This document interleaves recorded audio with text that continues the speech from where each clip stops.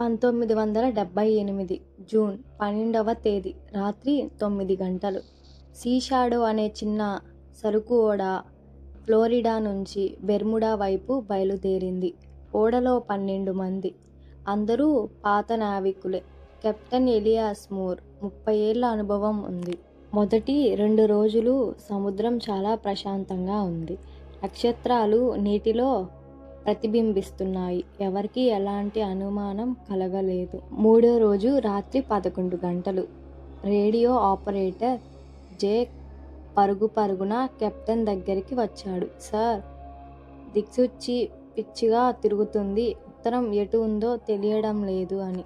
Captain బయటికి వచ్చి చూశాడు. ఓడ చుట్టూ 200 మీటర్ల వరకు దట్టమైన తెల్లటి పొగ. కానీ వాసన రాలేదు. చేత్తో ముట్టుకుందామంటే చెయ్యి కాలిపోతుందేమోనని భయం.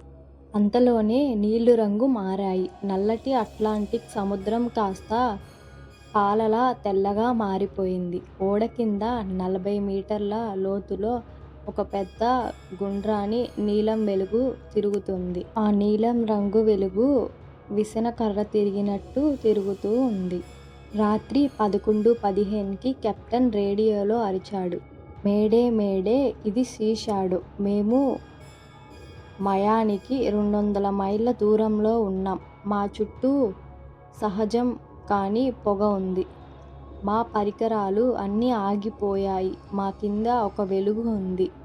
ఒక ఫుట్బాల్ మైదానం అంత పెద్దది. అది పైకి వస్తుంది. దేవుడా, అది మనిషి కాదు. అది అంతే.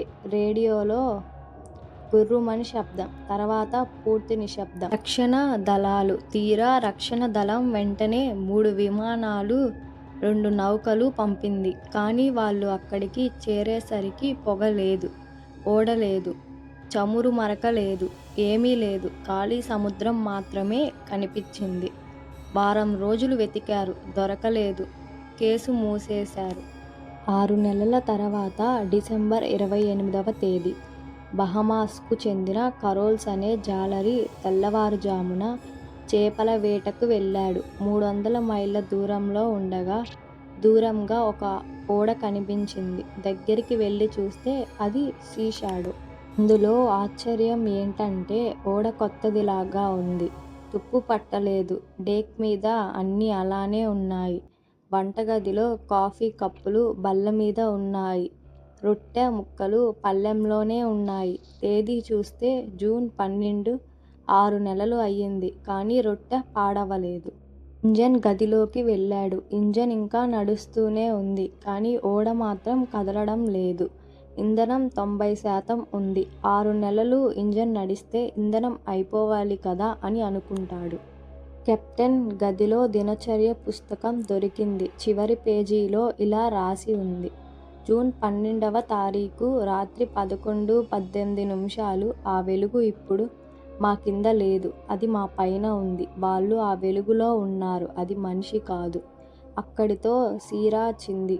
రాత ఆగిపోయింది. అందుట్లో 12 మంది సిబ్బంది బట్టలు, చెప్పులు, చేతి గడియారాలు అన్నీ ఓడలోనే ఉన్నాయి. కానీ ఒక్క మనిషి జాడ లేదు. 2 ప్రాణ రక్షణ పడవలు అలాగే తాళం వేసి ఉన్నాయి. ఎవరూ దూకలేదు. కొందరు అంటారు అది వేరే గ్రహం వాళ్ళ పని అని. కొందరు అంటారు సముద్రం అడుగున నుంచి వచ్చిన విషవాయువు అని. కానీ సముద్రం మాత్రం ఒకటే చెబుతుంది, కొన్ని రహస్యాలు రహస్యాలుగానే మిగిలిపోవాలి అని.